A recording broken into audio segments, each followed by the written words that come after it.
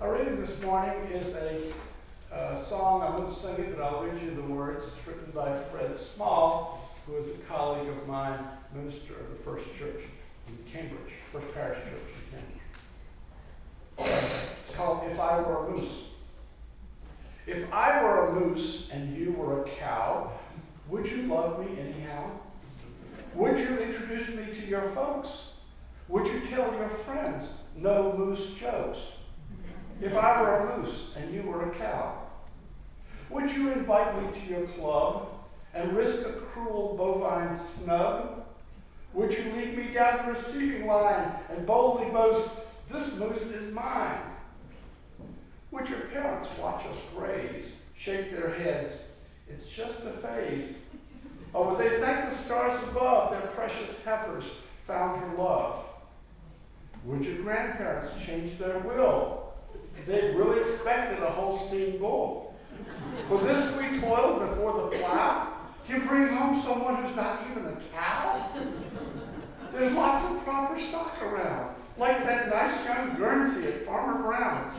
Oh, that last one we ridiculed and cursed. On second thought, you could do worse. But if you think this thing will last, could he learn to move and eat our grass? Shed his antlers in the dirt? Could you persuade him to convert? If our anatomies did not quite fit, would you make the best of it? Would you nuzzle up so near and hum sweet cow tunes in my ear? Or would you sadly break it off when all the hillside sneered and scoffed? You know, these moose are all the same. They're lazy, they're stupid, they come from Maine. It's true things slip a moose's mind. That cows remember all the time. Bulbous nose and knobby knees, a coat that harbors ticks and fleas. But a moose can be a handy thing when hungry wolves come visiting. In icy gust of winter storm, our fur is deep and dry and warm. And someday, should your milk run dry, and farmers stare with baleful eye, in dead of night, I'd slip your noose and lead you home to the land of moose, if I were a moose and you were a cow. If hunters came to do me harm, would you hide me in the barn? Would all the herd come on the run and glare until they dropped their guns? Might you permit a goodnight kiss? Could you learn to love wet moose lips? If I were a moose and you were a cow, if you were a cow and I were a moose. Do animals have inherent worth and dignity? All of God's critters got a place in the choir. From one perspective, it's a great sentiment. It's pure universalism. From another, it's unmitigated sentimentalism. All God's critters encompasses the noble, the majestic, the soaring eagle, and the Arabian stallion, and the gliding tiger, and the reaching right whale. It also includes the scary, harmful, and the disgusting, the tarantula, the barracuda, the shark, the boll weevil, the parasitic wasps who lay their eggs in the bodies of caterpillars so the larvae kill the caterpillars from the inside. Our first union principle comes to us from the universalist side of our heritage and reads as follows. We, the member congregations of the Unitarian Universalist Association, covenant to affirm and promote the inherent worth and dignity of every person. What I want to talk about today is a proposal which has been put forward to change that phrase, every person, to every being. When I first saw this on social media, I weighed in with an opinion that this was a bad idea. But I recognized that my opinion might be a little lacking in sensitivity to animal rights. So today I want to have an open debate with myself. For a lawyer, it's actually a great flexing of the rhetorical muscles to argue both sides of the case. The anti-argument is against amending the first principle to include all beings. That will be the octopus. The pro side is in favor. That will be the pelican. First of all, let me say that as I see it, what's not at stake here is anything about the rights of plants. The drafters of this amendment to the principles and purposes do propose to substitute for every person in the first principle the phrase every being, which is impossibly broad. A being is an entity which exists in some sense. Logically, it is not restricted to living beings or even actual beings. So it would include not only plants, but rocks, planets, the tooth fairy, God, and maybe even corporations. But the amendment is proposed by a group called UUAM, the Unitarian Universalist Animal Ministry. Its principal activist is a minister named Laura Kim Joyner, a community minister with a background in veterinary medicine, who has started a nonprofit called One Earth, devoted to saving beautiful scarlet macaws in Honduras, which are threatened by poachers. So I'm going to read this amendment as proposing that non-human animals only be included within the first principle. And as I've said repeatedly, the first principle is an ethical statement, not a factual one. We don't say that all persons have inherent worth and dignity. We say we are going to treat them as if they had it. This amendment would then expand that circle of ethical treatment to include animals. Worth and dignity of animals. Somehow that reminded me of the song I read earlier, written by my colleague Fred Small, minister of First Parish in Cambridge, environmental activist of the First Order. The song envisions a romance between a moose and a cow. If I were a moose and you were a cow, would you love me anyhow? Would you introduce me to your folks? Would you tell your friends no moose jokes? Now, Fred's point here has nothing to do with animals. He's using animals to satirize human romance, opening our eyes to issues like tolerance and acceptance among humans. But cows and moose belong to a different category of animal, one domestic and one wild. It is very unlikely they would mate in real life. And this sobering fact brings up my first anti-argument, my first objection to the proposed amendment. The category of all animals is still too broad and encompasses creatures which have very different relations to humans. A few months ago, Pope Francis gave his opinion that we would be reunited in heaven with our dogs and cats. That was reassuring to many of us, because many of us are more fond of our dogs and cats than of any human. But when I read that, I thought about my brother Alan in North Carolina, who keeps flying squirrels and box turtles as pets, all of whom he has named, and puts out corn every evening to watch the wild deer come down the mountain and feed on it. Will his squirrels and turtles be in heaven with him? And how about those deer? I know people in this congregation who have similarly cozy relationships with supposedly wild animals.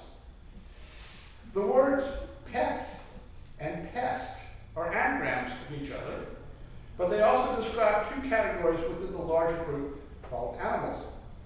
It's easy to affirm and promote the worth and dignity of your lordly golden retriever or your regal Siamese cat, but it's more of a stretch to affirm and promote them with respect to mice, rats, raccoons, skunks. We can think of the categories of animal relationship to humans as a series of circles spreading out from the human. We have the household pets as the closest, and they're often treated like members of the family: dogs, cats, parakeets, gerbils. Next, we have domesticated animals, some raised to be eaten, such as pigs, cattle, chickens, domestic turkeys.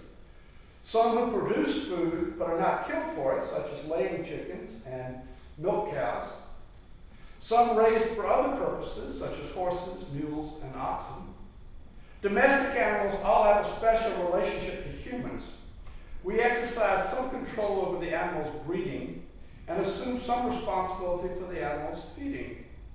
Sometimes the individual animals are given names by the humans, sometimes not. Outside the circle of domestic animals, we have the big circle we call wild animals. Some of these are human food as they are hunted, trapped, or caught for food. Fish, oysters, clams, lobsters, mussels, among marine animals, though many of these are now being raised in aquaculture farms, and deer, pheasant, quail, duck, and geese. In a different category are those that are still hunted for sport and not for food, though this is dying out: lions, tigers, bears, elephants, rhinoceros, antelope. Then we have the unwelcome animals: the rats, mice, raccoons, skunks, and moles, bats, mosquitoes, cockroaches, fleas, barnacles, poisonous snakes and scorpions, tent caterpillars, boll weevil, bed bugs, lice, locusts, and most unwelcome of all around here, the deer tick. If you have a garden, deer or rabbits might be in this category. We just finished observing Passover. 3 of the 10 plagues which convinced Pharaoh to let the Jews go involved animals: frogs, lice, and locusts. The next circle would be the wild animals with which humans interact regularly, which would be my brother's deer, or the birds who come to my feeder, or the wild turkeys which some of us feed. At the outer reaches of this circle are the wild animals we see occasionally: the fox and the coyote, the hawk and the osprey, the seals and the whales. In the last category, furthest from everyday human perception, there are the wild animals who prefer to keep well away from humans, so that the only humans who see them are the ones who put themselves to a lot of trouble to do so. The prize birds, most snakes, earthworms, sharks, fisher cats. But we also include in this category animals known mostly to scientists and doctors: microbes in the soil and in your gut, the things you need a microscope to see. So the argument, to return to my anti-octopus here, argument against including these beasts in the first principle is that humans have very different relations with these various categories, and some of them we kill regularly, and others of them we exploit, and many of them we know only very remotely. So to say we covenant to affirm and promote their worth and dignity waters down the terms worth and dignity. And the pro-answer, Mr. Pelican says, how is this so different from the present first principle? You can't know all the humans in the world. There are 6 billion of them, and the most social among us might know as many as 1,000 on a first-name basis.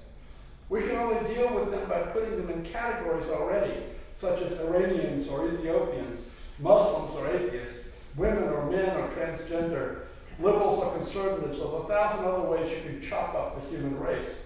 The point of the first principle is that you treat everyone as having inherent worth and dignity. You don't have to know them all or be able to see them all at the same time. Okay, says the anti-argument, but humans are all in the same ethical category, or at least they are intended to be by the first principle. Generally, you're not supposed to kill people. And while there may be exceptions to that rule, you're never supposed to eat them, much less breed them and raise them so that you can eat them. Pockets of slavery still persist, but the general ethic is you can't own human beings, and if you use their labor, you need to pay them for it. Oh ho, says the pro side, now we're getting down to it. The real reason you're opposed to expanding the first principle is that you don't want to give up your hamburgers, steaks, and bacon. Well, have you thought about whether it always violates inherent worth and dignity of a being to eat that being's flesh? The anti replies, well, it would with people. The pro said, you're setting up a straw man. Maybe affirming and promoting inherent worth and dignity does not mean that all classes of beings need to be treated alike. Consider the case of Temple Grandin, the autistic professor of animal science at Colorado State University, speaker, author, and activist on autism and animal rights. Because of her condition, she has a peculiar sensitivity to animals and studied the way slaughterhouses slaughtered cattle. She designed a new procedure for slaughtering beef cattle which does not involve animal suffering. She gave an interview to the New York Times in 2013. The interviewer asked, you have used your ability to empathize with cattle to design humane slaughterhouses. Given that you're asked to imagine how they feel on the way to their deaths, I'm surprised you eat meat. Temple Grandin replied, nature's very harsh. There's nothing about how nature kills things that is kind. When cattle are raised right, they have a really good life. When they go to the meat plant now, they just walk up the chute. It's no more stressful than going to the veterinary chute. She went on to describe how many natural predators will start eating their prey before they have killed it. I will spare you the details. Here is someone who cares deeply about the welfare of animals, who is taking concrete steps to minimize animal suffering, who still eats meat. The Navajo religion requires the eating of meat, but also requires that the human apologize to the spirit of the animal before eating it. The bottom line is that supporting the inclusion of animals in the first principle would not necessarily require you to turn vegetarian. You simply have to come to terms with the fact that animals are sentient beings. All sentient beings die sooner or later from some cause or other.